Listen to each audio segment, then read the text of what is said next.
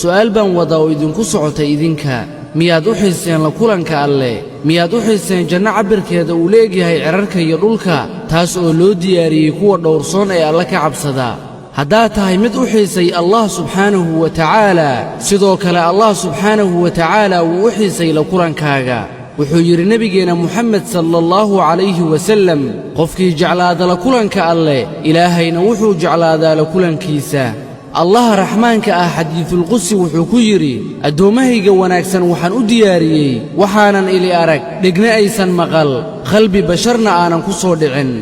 soo ma ahan wakhtigii aan isbeddeli lahayn soo ma ahan wakhtigii aan nafsadaheena ku noqon lahayn oo aan u diyaargaroobi lahayn la kulanka alle kaasoo ina abuuray marka hore haddana aan xaggiisa u noqon doonno jalla jalaaluhu